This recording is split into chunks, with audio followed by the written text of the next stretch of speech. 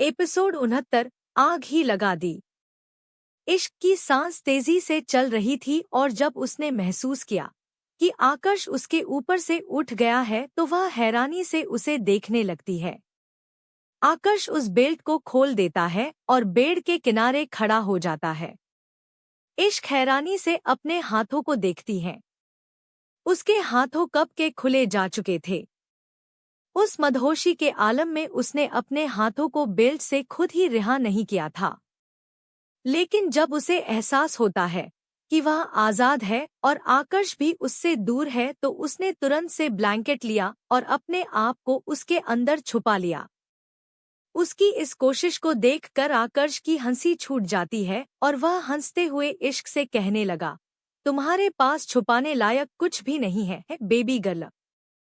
आकर्ष की वह मुस्कुराहट इश्क को और ज्यादा घिन्न से भर दे रही थी। वह गुस्से में आकर्ष को घूर कर देखती है और चिल्लाते हुए कहती है, तुम एक नंबर के घटिया इंसान हो।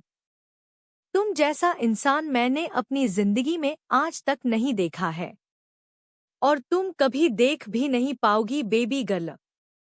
तुम तो ऐसे रिएक्ट कर रही हो जैसे कि मैं अकेले ही सारे मजे लिए हैं। जितने मजे मैंने लिए हैं उतने तो तुमने भी लिए हैं। देखा था मैंने कैसे मेरे एक्शन पर तुम मौन कर रही थी। अपनी बकवास बंद करो। मुझे तुम्हारी मुंह से यह बकवास नहीं सुननी है। इश्क एकदम से चिल्लाते हुए बोल पड़ती है और उसकी इतनी चिल्लाने की आवाज से आकर्ष उसे घूर कर देखने लगता है। इश्क का चेहरा पूरा गुस्से में आग बबूला हो रखा था। ठीक है, मैं खामोश हो जाऊंगा, लेकिन मुझे खामोश करवा कर क्या तुम अपने आप को खामोश करवा सकती हो? क्या तुम खुद से झूठ बोल सकती हो कि तुम्हें मेरा छूना पसंद नहीं आया था? बताओ बेबी गर्ल।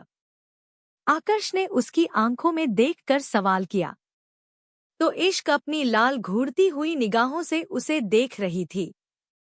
उसकी बातें सुनकर वह अपना चेहरा दूसरी तरफ कर लेती है। इश्क उसके छूने से बेचैन हो उठी थी। नहीं, बिल्कुल नहीं, उसके दिल में आकर्ष के लिए सिर्फ नफरत है और कुछ नहीं। वह आकर्ष का चेहरा भी देखना नहीं चाहती है। उसके छुअन को महसूस करना तो दूर की बात है।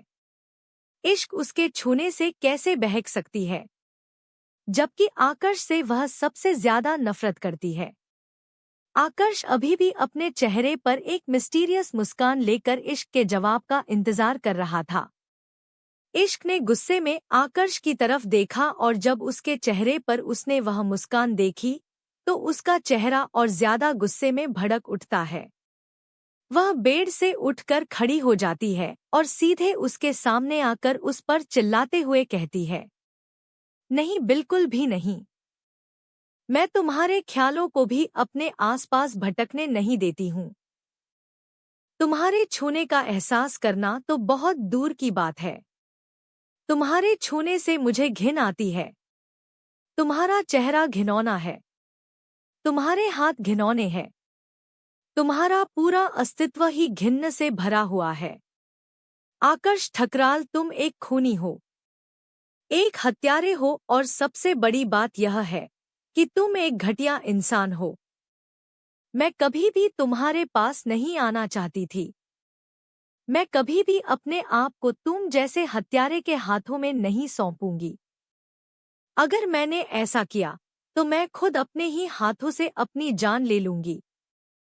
मैं अपनी मर्जी से तुम्हारे पास आना नहीं चाहती थी। तुमने मुझे बहकाया है।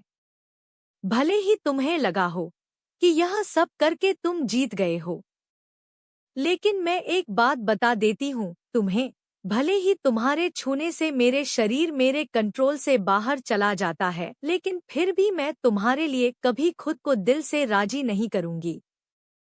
इश्क चीखते हुए चिल्लाते हुए आकर्ष से यह सब कहे जा रही थी। उसका चेहरा गुस्से में लाल हो रहा था और आंखों से आंसू निकल रहे थे, पर वहीं दूसरी तरफ आकर्ष उसके एक एक शब्द को सुन रहा था और उसके एक एक शब्द ने आकर्ष के दिमाग पर कब्जा कर लिया था। उसके कठोर शब्दों ने आकर्ष के दिमाग का काम करना बंद करवा दिया था। उसके हाथ कांप गए थे और चेहरा भावहीन हो गया था। वह एक गहरी सांस लेते हुए इश्क को देखकर कहने लगा, क्या कहा तुमने कि तुम्हें मेरा छूना पसंद नहीं आया है ना बेबी गर्ल? तो एक बात मैं तुम्हें बता देता हूँ कि सिर्फ तुम्हारे शरीर ने ही मुझसे यह मांगा है। इश्क घिन्न भरी निगाहों से आकर्ष को देख रही थी। उसकी आंखें गुस्से में लाल हो रखी थी। वह गुस्से में बोली, तुमने भी जो मेरे साथ किया है ना, उसके बाद मैं तुमसे सिर्फ नफरत कर सकती हूँ। इतनी नफरत कि मेरा मन करता है कि मैं तुम्हें जान से मार डालूं या फिर खुद अपनी जान ले लूं। मैं अपने दिल से, अपने दिमाग से, अपने अस्तित्व से तुमसे नफरत करती हूँ। आकर्ष ठकराल। अपने शब्द वापस लो बेबी गर्ल। इश्क के यह शब्द आकर्ष का संयमता खोने पर मजबूर कर रहे थे और वह गुस्से में उसे देखकर उसे कहने लगा। लेकिन अगर आकर्ष जिद्दी था तो इश्क आकर्ष से भी 4 कदम आगे थी। वह उसी तरीके से जिद्दी बनते हुए आकर्ष की आंखों में देख रही थी। आकर्ष गुस्से में इश्क की तरफ अपने कदम बढ़ाता है, पर इससे पहले कि इश्क अपने कदम पीछे लेती, आकर्ष ने उसके जबड़े अपने हाथों में पकड़ लिए। वह घूरती हुई नजरों से इश्क की आंखों में देखता है और अपने दांत पीसते हुए कहता है, क्या कहा तुमने अभी कि तुम अपने वजूद से मुझसे नफरत करती हो? नहीं बेबी गर्ल, नहीं। अगर तुम दिल की गहराइयों से मुझसे नफरत करती हो तो अपने दिमाग की ऊंचाइयों से कहो कि तुम मुझसे नफरत नहीं करती हो। अपने शब्द अभी इसी वक्त वापस लो। मैं नहीं बोलूंगी, चाहे कुछ भी हो जाए। मैं अपने शब्द वापस नहीं लूंगी और हर बार यही कहूंगी कि मैं तुमसे नफरत करती हूँ। हालांकि इश्क उसकी आंखों से डर रही थी, लेकिन फिर भी उसने हिम्मत करते हुए आकर्ष की आंखों में देखकर यह बात कही थी। और उसके इन शब्दों ने आकर्ष का गुस्सा और ज्यादा बढ़ा दिया था। उसके चेहरे पर एक डेविल स्माइल आ जाती है और होठों के किनारे मुड़ जाते हैं। वह इश्क की आंखों में देखते हुए उसे कहने लगा, हिम्मत, बहुत हिम्मत है तुम्हारे अंदर बेबी गर्ल। अभी मेरी हिम्मत तुमने देखी कहाँ है? इश्क ने कहा तो आकर्ष कहता है, तो दिखाओ ना। मैं तो तैयार खड़ा हूँ तुम्हारी हिम्मत देखने के लिए। एक दिन तुम मुझे अपनी हिम्मत भी दिखाओगी और जो तुमने अभी कहा है उसे खुद ही ना करोगी। यह वादा है मेरा तुमसे। आकर्ष उसके चेहरे को छोड़ देता है। इश्क जल्दी से अपने गालों पर हाथ रख लेती है, क्योंकि आकर्ष ने अपना गुस्सा बहुत मुश्किल से कंट्रोल किया था। पर इश्क महसूस कर सकती थी, जब उसने इश्क के गालों को अपने हाथों में दबोचा था तो वह कितने ज्यादा कस के था और इश्क का जबड़ा टूटने को हो रहा था। आकर्ष उसे छोड़ देता है और अगले ही पल अपने कदम पीछे ले लेता है। वह अलमारी से अपनी एक शर्ट निकालता है और उसे इश्क के ऊपर फेंकते हुए कहता है, कपड़े पहनो। इश्क ने उसके शर्ट को अपने हाथों में मरोड़ा और डस्टबिन के पास फेंकते हुए कहा, मेरे पास अपने कपड़े हैं, मुझे तुम्हारे कपड़ों की जरूरत नहीं है। बहुत वाइल्ड हो तुम बेबी गर्ल और मुझे इसी वाइल्डनेस को वश में करना है बेबी गर्ल। आकर्ष इश्क को मुस्कुरा कर देखते हुए यह कहता है और वह इश्क की तरफ आने लगता है। उसे अपने करीब आता देख इश्क का दिल जोरों से धड़क रहा था। इश्क सीधे बेड के किनारे पर जाकर लगती है और गुस्से भरी निगाहों से आकर्ष को देखने लगती है। आकर्ष मुस्कुराते हुए इश्क के चेहरे के पास से निकल जाता है और सीधे डस्टबिन के पास जाकर वह उस शर्ट को उठा लेता है। उसने शर्ट को बेड पर रख दिया और बेड स्टैंड से उसने लाइटर निकाला। उसे ऐसा करता देखकर इश्क हैरान हो जाती है। अब उसे क्या चाहिए? वह यह सब करके क्या साबित करना चाहता है? इस वक्त उसके दिमाग में चल क्या रहा है? इश्क यह सोच सोच कर ही पागल हुए जा रही थी। आकर्ष मुस्कुराते हुए इश्क के सामने से फिर से गुजर जाता है और इस बार वह क्लोसेट की तरफ जाता है। उसने क्लोसेट की अलमारी खोली और इश्क की अलमारी से उसके खरीदे हुए सारे कपड़े निकालकर वह बाहर लेकर आता है, यहाँ तक कि अंडरगारमेंट भी। वह सब कुछ लाकर इश्क के सामने रख देता है। उसके सारे कपड़े जो उसने शॉपिंग करके खरीदे थे, वह सब इश्क के पैरों के पास पड़े हुए थे। इससे पहले कि वह कुछ समझ पाती, अचानक से आकर्ष ने उस लाइटर को जलाया और सीधे उन कपड़ों पर फेंक दिया। वह सारे कपड़े एक साथ आग पकड़ लेते हैं और इश्क ने अपना हाथ मुंह पर रख लिया। वह हैरान नजरों से उस नज़ारे को देख रही थी। वहां पर कुछ भी नहीं बच रहा था। उसकी हर एक ड्रेस आग की चपेट में आ जा रही थी। आकर्ष डेविल स्माइल करता हुआ इश्क के करीब आता है और धीरे से उसके कानों में झुकते हुए कहता है, क्या हुआ बेबी गर्ल? यह देखो तुम्हारी ब्रांड न्यू ड्रेस। तुमने अभी अभी खरीदी है। क्या तुम इसे बचाना नहीं चाहती हो? उसके व्यंग्यता भरे शब्दों को सुनकर इश्क की आंखों से आंसू बह रहे थे और वह बस लाचार निगाहों से अपने कपड़ों को जलता हुआ देख रही थी। उसकी एक एक ड्रेस आग की चपेट में थी और वह बस बेबस खड़े हुए उसे जलता हुई देख रही थी। यह सब सिर्फ आकर्ष की वजह से हुआ है। अगर उसने आकर्ष की शर्ट पहन लेती होती तो शायद आकर्ष यह सब नहीं करता। लेकिन उसका दिमाग गुस्से में फट रहा था। आकर्ष धीरे से बेड से अपनी उस शर्ट को उठाता है और उसे इश्क के कंधे पर रखते हुए कहता है, मैं तुम्हें कहीं लेकर जाना चाहता हूँ, इसीलिए फिलहाल तुम इसे ही पहन लो। वह क्या है ना, इस वक्त तुम्हारे पास इससे बेटर ऑप्शन नहीं है। इश्क जलती हुई निगाहों से अपने दांत पीसती है और गुस्से में उसे देखने लगती है। आकर्ष उसके गुस्से में भड़के हुए चेहरे को देखकर मुस्कुरा देता है और फिर कहता है, वैसे इट्स ऑल योर चॉइस। मुझे कोई प्रॉब्लम नहीं है तुम्हें ऐसे भी अपने साथ ले जाने में।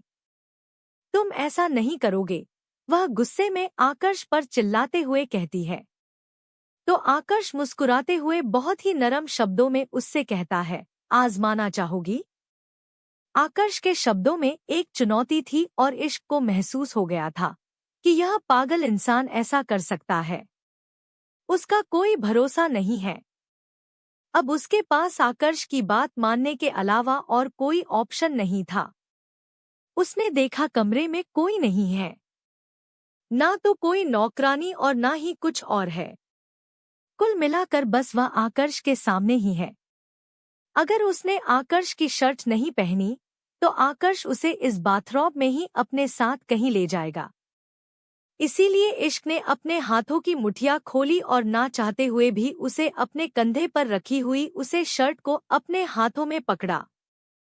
आकर्ष डेविल स्माइल करता है और इश्क से 2 कदम पीछे हट जाता है ताकि वह इश्क को अच्छी तरह से निहार सके। इश्क ने गुस्से में शर्ट को बेड के एक किनारे पर रख दिया और खुद अपने हाथों से बाथरोब की डोरी खोलने लगी। इश्क के ब्रांडेड कपड़े कमरे के बीचों बीच जल रहे थे। इश्क एक तरफ खड़ी थी और आकर्ष दूसरी तरफ खड़ा था। बीच में कपड़ों का ढेर जल रहा था और उन आग की लपटों में से इश्क ने घूरते हुए आकर्ष को देखा और आकर्ष की निगाहें भी इश्क के ऊपर ही थी। उन दोनों के बीच जलती हुई आग एक दीवार का काम कर रही थी। इश्क ने धीरे से अपने बाथरोब की डोरी खोली और उसे अपने कंधे से सरका दिया। देखते ही देखते उसका बाथरोब उसके पैरों के आसपास पड़ा हुआ था और आकर्ष की निगाहें उस लाल आग की लपटों के बीच से इश्क को देख रही थी। इश्क ने धीरे से शर्ट की आस्तीन के अंदर अपने हाथ डाले और उसकी निगाहें आकर्ष को ही देख रही थी। वह दोनों आग के लपटों के जरिए एक दूसरे की आंखों में आग को देख रहे थे। जैसे ही इश्क ने अपने शर्ट के सारे बटन लगा दिए, आकर्ष एकदम से होश में आता है। वह धीरे से चलकर इश्क के पास आता है। इश्क ने अब तक अपनी शर्ट के सारे बटन लगा लिए थे। आकर्ष की शर्ट उसे जांघों तक आ रही थी। उसे अपनी शर्ट में देखकर आकर्ष के चेहरे पर एक हल्की सी मुस्कान आ गई। अगले ही पल उसने इश्क की कलाई पकड़ ली और उसे अपने साथ ले जाना शुरू कर दिया।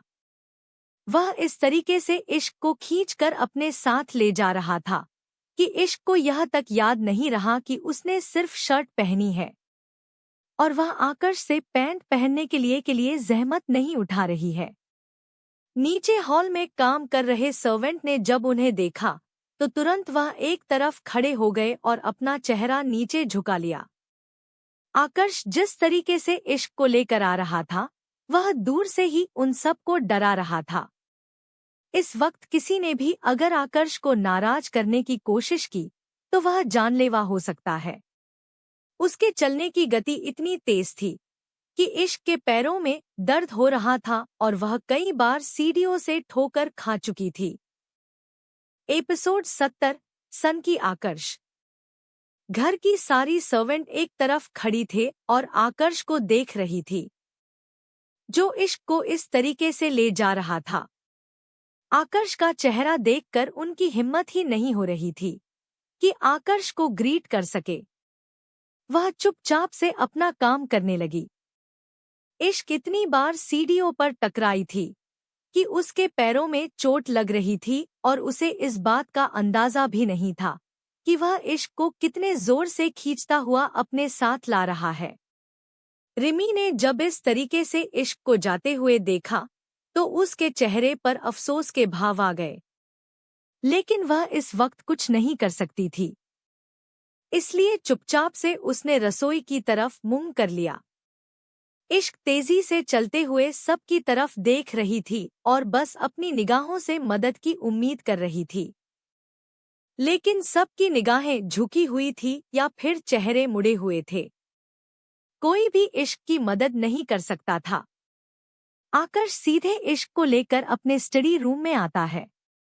उसने स्टडी रूम का दरवाजा खोला और इश्क को अंदर की तरफ धकेल दिया। उसके बाद वह स्टडी रूम में दाखिल होता है और पीछे से दरवाजा बंद कर देता है। इश्क लड़खड़ा जाती है, लेकिन उसने खुद को संभाल लिया था। उसने पीछे मुड़कर देखा तो आकर्ष उसी की तरफ आ रहा था। आकर्ष उसकी तरफ आते हुए सीधे स्टडी रूम में लगे हुए बड़े एलईडी स्क्रीन की तरफ मुड़ जाता है। इश्क ने जब उस स्क्रीन की तरफ देखा तो वह सब कुछ समझ गई, क्योंकि एलईडी स्क्रीन पर उसे कोई हॉस्पिटल का कैमरा दिखाई दे रहा था। स्क्रीन पर चल रही है उस फुटेज को देखकर इश्क हैरान हो जाती है, पर उसे कुछ कुछ समझ आ रहा था, क्योंकि उस फुटेज में वह हॉस्पिटल रूम में किसी को देख रही थी। लेकिन यह कौन है, वह उसे समझ नहीं आ रहा था। उसने धीरे से स्क्रीन को जूम करने की कोशिश की तो आकर्ष कहता है, आराम से देख लो और जब पहचान लो तब बताना कि यह कौन है। इश्क ने स्क्रीन को जूम किया और स्क्रीन को क्लियर होने दिया, और जब उसने पहचान की स्क्रीन पर कौन है तो उसकी आंखें एकदम से बड़ी हो जाती है। हॉस्पिटल बेड पर इस समय रियांश लेटा हुआ था। इश्क डरते हुए लड़खड़ा जाती है। रियांश की हालत बहुत ज्यादा खराब हो रखी थी। उसके शरीर पर कई तार जुड़े हुए थे जो उसे जिंदा रख रहे थे।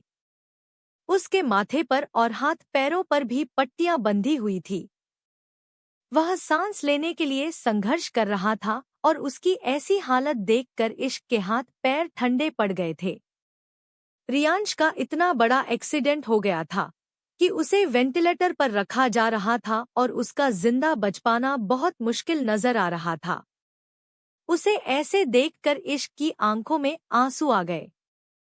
आकर्ष धीरे से इश्क के पीछे आता है और उसके कानों पर फुसफुसाते हुए उसने इश्क से कहा, तुम्हारा दोस्त बहुत जिद्दी है।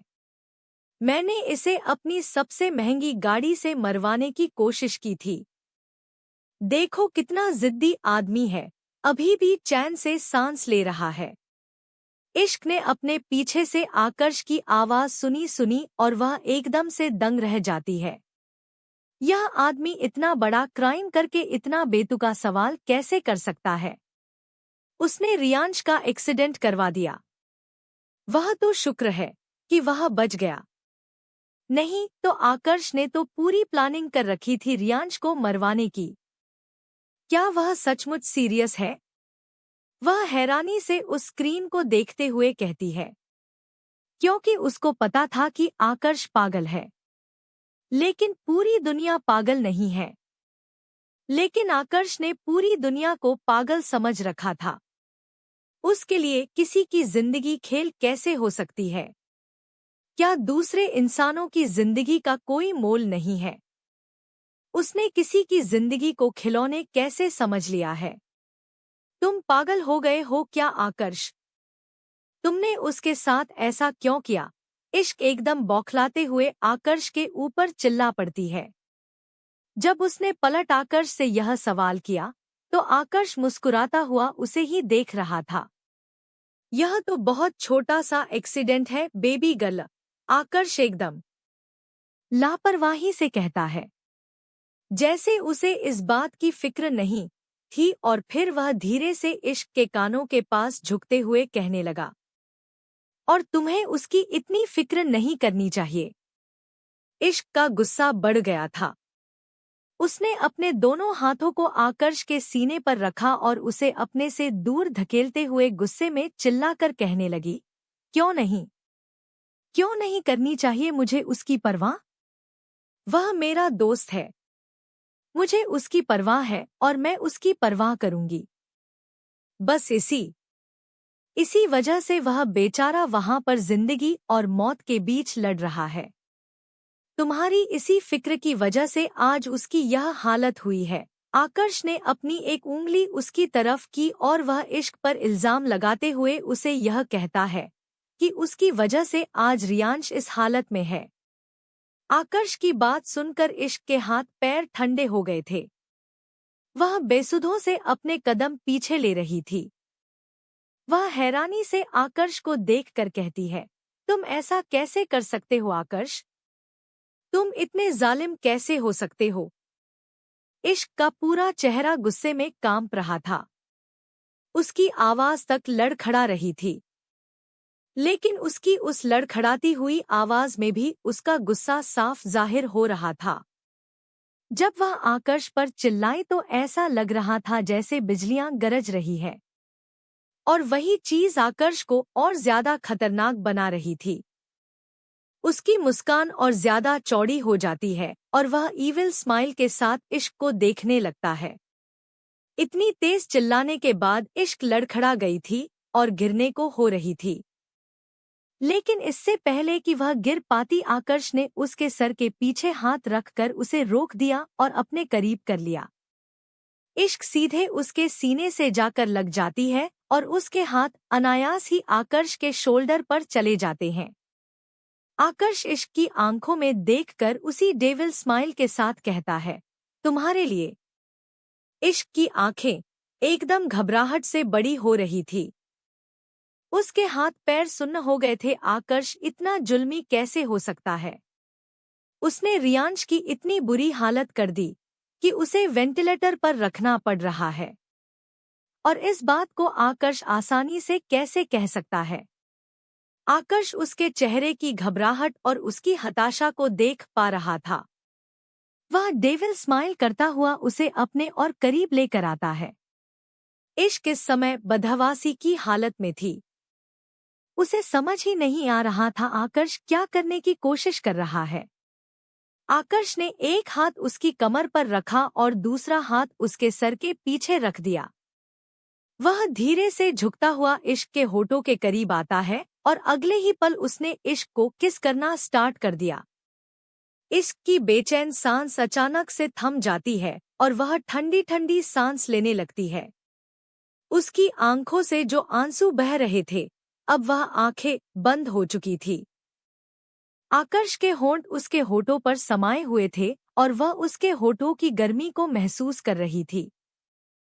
आकर्ष ने एक लंबे और सुकून भरे किस के साथ जब देखा कि इश्क शांत हो गई है और अब वह उसे कोई प्रतिक्रिया नहीं कर रही है तो धीरे से आकर्ष ने उसे छोड़ दिया और उसकी आंखों में देखने लगा। इश्क अपनी टिमटिमाती हुई आंखों से आकर्ष को देख रही थी। उसकी आंखों में अभी भी आंसू थे और वह आंसुओं के साथ आकर्ष को देखकर कहती है, क्यों किया तुमने ऐसा? जब मैंने तुमसे कहा था कि हम दोनों के बीच सिर्फ दोस्ती है तो फिर तुमने ऐसा क्यों किया? क्योंकि जब उसने तुम्हें तुम्हारे घर पर नहीं पाया तो वह तुम्हें तलाश करने के लिए पागल हो गया था। उसने अस्पताल से लेकर घर तक हर जगह हंगामा मचा दिया था। वह चैन से नहीं बैठ रहा था। तुम्हें ढूंढने की कोशिश कर रहा था और मैं नहीं चाहता था कि कोई मेरी जान तक पहुंचे, इसलिए उसे सजा देना जरूरी था। आकर्ष ने बहुत ही सरल भाषा और बिल्कुल नरमी के साथ उससे यह कहा था। उसकी आंखों में ना जुनून था और ना ही बगावत। उसकी आंखें शांति से इश्क की आंखों में ही देख रही थी। लेकिन इश्क की होंठ कांप जाते हैं। इससे पहले वह कुछ कह पाती, उसकी चीख निकल जाती है, क्योंकि आकर्ष ने उसके बालों को मुट्ठियों में कस लिया था और उसका चेहरा ऊपर की तरफ कर दिया था। इश्क की आंखों में आंसू थे और वह घबराते हुए आकर्ष को देख रही थी। यह इंसान इतना क्रूर कैसे हो सकता है? एक इंसान को मौत के मुंह तक पहुंचाकर वह इश्क से यह कह रहा है कि उसने कोई जुर्म नहीं किया है। अपने कान खोलो और हो सके तो दिमाग भी खोल लो। लेकिन जो मैं कह रहा हूं उसे सुनो और ध्यान से अपने दिमाग में बिठा लो, क्योंकि मैं अपनी बातें बार बार नहीं दोहराऊंगा। आकर्ष एक खतरनाक तरीके से इश्क को घूरते हुए उससे कहने लगा। इश्क डरते हुए उसे देख रही थी। उसकी आंखों में देखकर इश्क की घबराहट और ज्यादा बढ़ रही थी और उसके हाथ पैर वैसे भी ठंडे पड़े हुए थे। उसने तिरछी निगाहों से स्क्रीन पर रियांश को देखा, जो वेंटिलेटर पर सांस लेने के लिए संघर्ष कर रहा था। रियांश की ऐसी हालत देखकर उसकी हिम्मत नहीं हो रही थी कि वह आकर्ष से और किसी विषय में उलझे। अपनी आंखें मेरी तरफ करो बेबी गर्ल, आकर्ष ने भयंकर तरीके से इश्क के चेहरे पर अपनी गर्म सांस छोड़ते हुए कहा। तो इश्क धीरे से उसकी तरफ देखती है और हल्का सा चेहरा अपना हाँ में हिलाती है। उसे ऐसे देखकर आकर्ष ने उसके बालों को छोड़ दिया और उसके गालों को थपथपाते हुए कहने लगा, गुड गर्ल। उसके बाद आकर्ष इश्क की आंखों में देखकर कहता है, मैं बार बार एक ही चीज कहता हूँ, लेकिन उसे दोहराना मुझे पसंद नहीं है, इसीलिए उसे याद रखना। तुम मेरी हो और तुम्हारे बारे में सोचने का हक मैं किसी दूसरे को नहीं देता हूँ। अगर उसने ऐसा किया तो उसकी भी वही हालत होगी जो तुम्हारे इस दोस्त की हुई है, जो सिर्फ तुम्हारी तरफ से दोस्त था। इश्क ने अब कुछ नहीं कहा। उसकी आंखें डर से कांप रही थी। रियांश की ऐसी हालत के बाद अब उसमें हिम्मत नहीं थी कि वह अपने किसी और को इस हालत में देख सके। आकर्ष उसका हाथ पकड़ लेता है और धीरे से अपने साथ कमरे से बाहर लेकर आता है और सीधे उसी तरीके से खींचता हुआ वापस बेडरूम में ले जाता है। बेडरूम में लाने के बाद वह इश्क को बेड पर बिठा देता है और खुद अपनी अलमारी से कपड़े निकालते हुए कहता है, तुम यहीं बैठो, मैं नहा कर आता हूँ। इश्क हैरानी से उसे देखते रह जाती है। इतनी बेफिक्री के साथ उसने इश्क से यह बात कही थी जैसे कि उसने कुछ भी नहीं किया है और वह बहुत आराम से उससे बात कर रहा है। वह वहां से शावर एरिया में चला जाता है और इश्क वहां बैठे बैठे सिर्फ रियांश के बारे में ही सोच रही थी। यह सब बस इसीलिए क्योंकि रियांश की तरफ से इश्क के लिए सिर्फ दोस्ती वाले जज्बात नहीं थे, उससे कुछ ज्यादा ही थे। बस इसीलिए वह जलन में इतना अंधा हो गया कि लगभग उसने रियांश को मार ही दिया। इश्क की आंखों से आंसू बह रहे थे, लेकिन उसने उसे पोंछ लिया, क्योंकि यह आदमी एक नंबर का सनकी है। अगर उसने इश्क की आंखों में आंसू देख लिए तो उसे यही लगेगा कि यह आंसू वह रियांश के लिए बहा रही है। और हो सकता है कि इस बार अपनी जलन में अंधा होकर वह कुछ ऐसा कर दे जो इश्क नहीं होने देना चाहती है। उसे और ज्यादा आकर्ष से नफरत होने लगी थी। सिर्फ इश्क के शरीर के लिए वह इतना पागल हो गया कि दूसरों को चोट पहुंचाने लगा है। पर इन सब में रियांश की कोई गलती नहीं है। वह इस हालत में सिर्फ इश्क की वजह से ही है। अगर इश्क ने उससे दोस्ती नहीं की होती तो शायद आज रियांश इस हालत में नहीं होता। उसकी हालत का जिम्मेदार आज इश्क खुद को मान रही थी। आकर्ष जब नहाकर बाहर आता है तो वह इश्क को बेड पर बैठा हुआ गहरी सोच में डूबा हुआ देखता है। उसे देखकर आकर्ष के चेहरे पर एक मुस्कान आ जाती है। इश्क उसके लिए एक खुली किताब की तरह थी जिसे वह आसानी से पढ़ सकता था। उसने अपने हाथों में पकड़े हुए टॉवल को साइड कॉर्नर पर फेंका और जाकर बेड पर लेट जाता है। उसने इश्क की तरफ देखते हुए कहा, लेट जाओ। क्या तुम बैठे बैठे सोना चाहती हो? आकर्ष की आवाज सुनकर इश्क एकदम से होश में आती है और हैरानी से आकर्ष को देखने लगती है।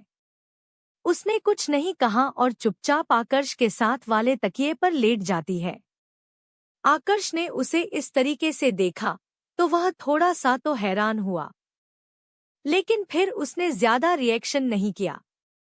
वह अपने एक हाथ को बढ़ाता है और इश्क को खींचकर अपनी बाहों में भर लेता है। इश्क ने कस के अपनी आंखें बंद कर ली क्योंकि उसे आकर्ष की मौजूदगी से अब डर लगने लगा था। आकर्ष धीरे से अपने हाथों को इश्क के माथे पर लेकर जाता है और धीरे धीरे उसके सर को सहलाने लगता है। एपिसोड 71। आकर्ष जब बाथरूम से बाहर आता है तो उसने एक हाफ पैंट पहनी हुई थी और अपने हाथों में पकड़े हुए तौलिए से अपने माथे को पोंछ रहा था। उसने तौलिए को कमरे के एक कोने में फेंक दिया। वह बिस्तर पर चढ़ जाता है और लेटते हुए इश्क से कहता है, लेट जाओ। क्या सारी रात ऐसे ही बैठे रहने का इरादा है? इश्क इस समय इतनी ज्यादा परेशान थी कि उसने आगे कुछ प्रतिक्रिया नहीं की और चुपचाप से वह आकर्ष के बगल में जाकर लेट जाती है। आकर्ष ने उसे धीरे से अपनी बाहों में खींच लिया और अपने सीने से लगा लिया। वह धीरे धीरे इश्क के सर की मालिश करने लगा। इश्क इतनी ज्यादा टेंशन में थी कि जब आकर्ष ने उसके सर की मालिश करना शुरू किया तो उसे रिलैक्स फील हुआ, इतना कि वह सुकून से अपनी आंखें बंद कर लेती है। उसे इतनी राहत मिली थी कि वह भूल ही गई कि वह इस वक्त आकर्ष की बाहों में है और आकर्ष उसके सर की मसाज कर रहा है। वह रिलैक्स होकर और सुकून से आकर्ष की बाहों में ही सो जाती है। एक ही इंसान सर दर्द और झंडू बाम दोनों है। आकर्ष पहले उसे दर्द देता है और फिर खुद ही उसका मरहम बन जाता है। इश्क सुकून से उसके सीने पर सर रख कर सो रही थी और आकर्ष उसके मासूम से चेहरे को देखता हुआ अपने मन में बोला, तुम बहुत मासूम हो बेबी गर्ल डॉट, और तुम्हारी यह मासूमियत सिर्फ मेरे लिए है। ऐसा कहते हुए वह इश्क के माथे को चूम लेता है और उसके बालों की खुशबू को महसूस करने लगता है। आकर्ष जब उसके बालों की खुशबू महसूस कर रहा था तो उसका चेहरा ऐसा था जैसे कि उसे कोई चीज नशा हो रहा है। यहाँ पर इश्क उसकी बाहों में सुकून से सो रही थी, लेकिन वहीं मिलो दूर कोई था जिसे सुकून नहीं मिल रहा था, बल्कि तड़प के साथ उसकी रातें और ज्यादा बेचैनी के साथ गुजर रही थी। एक बड़े से वाइट रंग की आलीशान बंगले के मास्टर बेडरूम में एक शख्स पीठ के बल सो रहा था और उसकी आंखें हल्की हल्की फड़फड़ा रही थी। शायद वह कोई सपना देख रहा था और उस सपने में जब उसने एक लड़की को मुस्कुराते हुए देखा तो उसके चेहरे पर हल्की सी मुस्कान आ गई। उसने सपने में ही उसे लड़की का नाम लेना शुरू कर दिया, इश्क। इश्क खिलखिलाते हुए लिफ्ट में थी और हंसते हुए वह उस शख्स को देखकर कहती है, कुणाल जी आप सच में बहुत मजाकिया है। आपको क्या जरूरत थी उनके बीच में कबाब में हड्डी बनने की? बेचारों की अच्छी वाली डेट अपने खराब कर दी है। कुणाल मुस्कुराते हुए कहता है, अरे, मैं तो बस उनकी डेट को थोड़ा और रोमांचक बनाना चाहता था। इश्क हंसते हुए कहता है, रोमांचक? आपने तो उनकी डेट को पूरी तरह से खराब कर दिया है। कुणाल हंसते हुए कहता है, अच्छा, मैंने तो बस उनके प्यार की परीक्षा ली थी। इश्क हंसते हुए बोलता है, परीक्षा? आपको लगता है कि वे दोनों आपकी परीक्षा पास कर गए हैं? कुणाल मुस्कुराते हुए बोलता है, नहीं, लेकिन मुझे लगता है कि अब वे दोनों मुझे याद रखेंगे। इश्क हंसते हुए कहता है, याद रखेंगे? आपको लगता है कि वे आपको धन्यवाद देंगे? कुणाल हंसते हुए बोलता है, पता नहीं, लेकिन जब एक दूसरे को याद करेंगे तब जरूर उनके ख्याल में एक बार तो मैं आऊंगा ही। आखिर मेरी वजह से ही तुम दोनों का ब्रेकअप हुआ है। कुणाल और इश्क उस मजेदार बात पर एक दूसरे के साथ खुलकर हंस रहे थे और उस वक्त को याद करके बेड पर सोए हुए कुणाल के चेहरे पर भी हल्की हल्की सी मुस्कान आ रही थी। इश्क के साथ कितने अच्छे दिन थे उसके। अचानक से कुणाल की नींद खुल जाती है और वह हांफने लगता है। वह उठकर बेड पर बैठ जाता है। उसका ऊपरी शरीर पूरी तरह से खुला हुआ था और चेहरा पसीने से भीगा हुआ था। उसकी आंखों के सामने इश्क का चेहरा आ रहा था, जो उसे एक मजाक की तरह लग रहा था। ऐसा लग रहा था इश्क उसका मजाक उड़ा रही है। कुणाल ने कस के अपनी आंखें बंद की और धीरे धीरे सांस लेते हुए वह अपने मन में कहता है, क्या मुझे उसे तलाश करना चाहिए? उसे बुरा तो नहीं लगेगा अगर मैं उसे कांटेक्ट करने की कोशिश करूंगा तो। इश्क जब मुंबई में थी और कुणाल उसके कांटेक्ट में था, तब से ही कुणाल उसे पसंद करता आया है। लेकिन उसने कभी भी इश्क को सामने यह जाहिर नहीं होने दिया था। उसने सही वक्त का इंतजार किया था कि इश्क के सामने अपने जज्बात रख सके। लेकिन वह वक्त आने से पहले ही इश्क इस शहर को छोड़कर जा चुकी थी। वही गहरी सांस छोड़ते हुए अपना चेहरा ऊपर करता है और इश्क को याद करते हुए धीमे शब्दों में कहता है, तुम कहाँ हो इश्क? तुम अभी भी उसे याद कर रहे हो? यह आवाज बिस्तर के बगल से आई थी, जो एक कर्कश और धीमी आवाज किसी लड़की की थी। और इस एहसास के साथ ही कुणाल की आंखें सख्त हो जाती है। वह घूरते हुए उस लड़की को देखने लगता है। कुणाल ने उसे कुछ नहीं कहा, क्योंकि वह लड़की भी बिस्तर पर बिना कपड़ों के सिर्फ एक चादर पर लिपटी हुई लेटी थी और गुस्से वाले एक्सप्रेशन के साथ कुणाल को देख रही थी। कुणाल ने नाइट स्टैंड से अपना फोन निकाला और कुछ सर्च करने लगा। वह लड़की उठकर बैठ जाती है और ब्लैंकेट को ठीक से अपने चारों तरफ लपेट लिया। वह कुणाल के कंधे पर हाथ रखते हुए कहती है, क्या कर रहे हो? कुणाल ने बेदर्दी से उसके हाथों को अपने कंधे से झटकते हुए कहा, अपने काम से काम रखो। उस लड़की का चेहरा साफ हो जाता है और वह गुस्से में कुणाल से कहती है, तुम अभी भी उसके पीछे पागल हो रहे हो। तुम्हारी आंखों में दिख रहा है कि तुम अभी भी उसकी तलाश में हो। तुम ऐसा कैसे कर सकते हो कुणाल? तुम तो मुझसे प्यार करते हो ना? मैंने ऐसा कब कहा? कुणाल ने सख्त निगाहों से उस लड़की को घूर कर देखते हुए कहा, तो उसकी आंखें विश्वास के साथ फैल जाती है। कुणाल के शब्दों ने उस लड़की को मौन कर दिया था और वह हैरान एक्सप्रेशन के साथ कुणाल को आंखें फाड़े हुए देख रही थी। उस लड़की की आंखों में आंसू आ जाते हैं। वह जल्दी से कुणाल के हाथों को पकड़ते हुए कहती है, तुम मजाक कर रहे हो ना? तुम मेरे साथ ऐसा नहीं कर सकते हो। तुम्हारी आंखों में मैंने अपने लिए प्यार देखा है। तुम तो मुझसे प्यार करते हो ना? हम दोनों एक दूसरे से प्यार करते हैं। अभी अभी जो हम दोनों ने एक दूसरे के साथ बेड पर किया था, वह प्यार ही तो है ना? तुम मुझे इसी तरीके से प्यार करते हो ना? कहो ना तुम मुझे प्यार करते हैं। आह! अचानक से उस लड़की के मुंह से चीख निकल जाती है। क्योंकि कुणाल ने उसके बालों को कस के अपनी मुट्ठी में जकड़ लिया था और वह उसे गुस्से में घूर कर देखते हुए कहता है, कितनी भोली हूं ना तुम नेहा। कभी कभी तो मुझे डर लगता है कि तुम्हारे इस भोलेपन का यह दुनिया वाले फायदा ना उठा ले। नेहा की आंखों के कोने से आंसू निकल रहे थे और उसकी होंठ कांप रहे थे।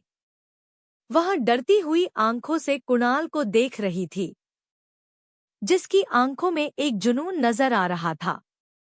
कुणाल ने गुस्से में नेहा की आंखों में देखते हुए कहा, और क्या कहा तुमने? तुम्हें मेरी आंखों में अपने लिए प्यार नजर आता है, पर मुझे तो नहीं पता कि मैंने अपनी आंखों में तुम्हारे लिए कब प्यार जगाए थे। पर जब मैंने ऐसी कोई फीलिंग अपने अंदर लाई ही नहीं, तो फिर तुमने कब देखी? कुणाल यह कहता हुआ धीरे धीरे नेहा की गर्दन पर आता है और उसकी गर्दन को चूमने लगता है। नेहा का चेहरा ऊपर की तरफ था और उसकी आंखों से आंसू निकल रहे थे। कुणाल के हाथ उसके बालों पर कसे हुए थे और उसकी पूरी गर्दन कुणाल की पकड़ में थी। कुणाल, मैं तुमसे प्यार, उसने इतना ही कहा था कि उसने नेहा की गर्दन पर एक जोर से अपनी दांतों से काटा और गुस्से में उसे देखते हुए कहा, तुम पागल हो गई हो, प्यार में पागल हो गई हो। यह कहता हुआ कुणाल वहां पर राक्षसों की तरह हंसने लगता है। उसकी हंसी इतनी भयंकर थी कि नेहा की रूह तक कांप जा रही थी। हंसते हुए कुणाल ने नेहा की बालों को और ज्यादा कस के पकड़ लिया और उसकी आंखों में देखकर कहने लगा, तो बताओ मेरी प्यारी सी नेहा, क्या आज के बाद तुम मुझसे इस जुबान में बात करोगी? नेहा डर जाती है। कुणाल पूरा पागलों की तरह बिहेव कर रहा था। वह डरते हुए अपना चेहरा ना में हिलाती है, तो कुणाल के चेहरे पर एक डेविल स्माइल आ जाती है और वह नेहा की आंखों में खतरनाक तरीके से घूर कर देखते हुए कहता है, वर्ड ना ही। नेहा ने कांपते हुए बस दो ही शब्द कहे थे और उसके बाद कुणाल ने उसके बालों को छोड़ दिया और उसके गाल थपथपाते हुए कहने लगा, स्मार्ट गर्ल। उसके बाद कुणाल अपने सर को बुरी तरह से खुजाते हुए गुस्से में नेहा को देखकर कहता है, ब्लडी बीच, तुमने तो मेरा सारा मूड ही खराब कर दिया। नेहा डरते हुए अपना चेहरा नीचे कर लेती है, क्योंकि वह कुणाल से नजरें नहीं मिला पा रही थी। कुणाल की नजरें बहुत ज्यादा भयंकर और डरावनी थी। कुणाल एक अंगड़ाई लेते हुए कहता है, अब निकलो यहाँ से। कल सुबह 9 बजे मुझे बेंगलुरु के लिए निकलना है। नेहा किसी सूखे हुए पत्ते की तरह बेड पर कांप रही थी कि हालत इतनी खराब हो गई थी कि उसे कुणाल के शब्द भी सुनाई नहीं दे रहे थे और न ही उसे यह सुनाई दिया कि कुणाल ने अभी अभी उसे कमरे से जाने के लिए कहा था। वह बिना कपड़ों के उसके बेड पर बैठी हुई थी। बेबी गर्ल, इश्क के कानों में एक मधुर सी आवाज आती है और वह खिसकते हुए अपनी आंखें मीच कर दोबारा सो जाती है। उसे ऐसा करता हुआ देख आकर्ष के चेहरे पर एक हल्की सी मुस्कान आ गई और उसने धीरे से इश्क के गालों को अपने होठों से सहलाते हुए कहा, उठ जाओ बेबी गर्ल। लेकिन इश्क इरिटेट हो जाती है और नींद में ही मुंह बनाते हुए अपना चेहरा दूसरी तरफ कर लेती है। उसके ऐसा करने पर आकर्ष, जो उसके बेड के किनारे बैठा हुआ था, वह मुस्कुराने लगा। उसने धीरे से इश्क के ब्लैंकेट को पकड़ा और उसके ऊपर से खींच दिया। इश्क का छोटा सा शरीर उसकी आंखों के सामने विजिबल हो गया। वह अभी आकर्ष के शर्ट में ही सो रही थी और उसे ऐसे देखकर आकर्ष की नीयत खराब हो रही थी। इश्क शांति से सांस लेते हुए नींद के सपने में सोई हुई थी और उसकी वह भीनी भीनी सी सांस कब का आकर्ष की नींद उड़ा चुकी थी। आकर्ष धीरे से उसके चेहरे की तरफ झुकते हुए कहता है, अगर तुम नहीं उठना चाहती हो तो कोई बात नहीं। उसने अपना एक हाथ धीरे से बढ़ाया और सीधे इश्क के कपड़ों के अंदर डाल दिया और उसके नाभि के आसपास के इलाकों में अपनी उंगलियों से सहलाने लगा। इश्क को गुदगुदी का एहसास होता है और वह उठ जाती है। वह उठकर बैठ जाती है और गुस्से में आकर्ष को देखते हुए कहती है, क्या है? मुझे चैन से सोने भी नहीं दे रहे हो। आकर्ष अभी भी उसे मुस्कुराते हुए देख रहा था और इश्क जूझलाते हुए आलसी आवाज में उसे देखती है। उसने देखा कि आकर्ष ने कैजुअल कपड़े पहने हुए हैं। उसके बाल हल्के से हवा में लहरा रहे हैं। वह धीरे से आगे बढ़ता है और इश्क के माथे को चूम लेता है। इश्क की आंखें एक बार फिर से सुकून से झपक जाती है, लेकिन उसने फिर भी नाराजगी जताते हुए आकर्ष को घूर कर देखा। 11 बज चुके हैं बेबी गर्ल। अगर तुम इतनी देर तक सोती रहोगी तो तुम्हारे सर में दर्द हो जाएगा। इश्क ने मुंह बनाते हुए बोला, तो तुम ही बता दो मुझे सुबह उठाकर क्या करना चाहिए, क्योंकि मेरे पास तो कोई काम है नहीं करने के लिए। तुम सुबह सुबह उठकर मेरा चेहरा देखो ना। सुबह दोपहर शाम तुम जब कहोगी मैं अपना चेहरा लेकर तुम्हारे सामने हाजिर हो जाऊंगा, आकर्ष ने एक रोमांटिक अंदाज में कहा। तो इश्क मुंह बनाते हुए अपना तकिया उठाती है और साइड खिसकते हुए कहती है, अंधी ना हो जाऊं मैं इतनी बेकार सुबह देखकर। आकर्ष का चेहरा जो अब तक इश्क को देखकर खिला हुआ था वह अचानक से सख्त हो जाता है और वह हैरानी से इश्क को देखता ही रह जाता है। उसने अपने मन में कहा कि लड़की कभी भी मुझे सीधे मुंह से जवाब नहीं देगी। आकर्ष एक गहरी सांस छोड़ते हुए कहने लगा, 11 बज गए हैं, उठ जाओ, नहा लो, उसके बाद ब्रेकफास्ट करके फिर सो जाना। इतना बोलकर आकर्ष उठकर वहां से जाने ही वाला था, पर इश्क भी जिद्दी बच्चों की तरह बेड पर ही बैठी हुई थी और उसके दोनों हाथ बंधे हुए थे। वह गुस्से में आकर्ष को घूर रही थी। आकर्ष ने जब उसे ऐसे खुद को घूरता हुआ देखा तो आंखें छोटी करते हुए कहता है, अब क्या हुआ? जब मुझे इतना सब कुछ बता ही दिया है तो तुम ही बता दो, नहा कर मैं पहनूंगी क्या? ये बेड सीट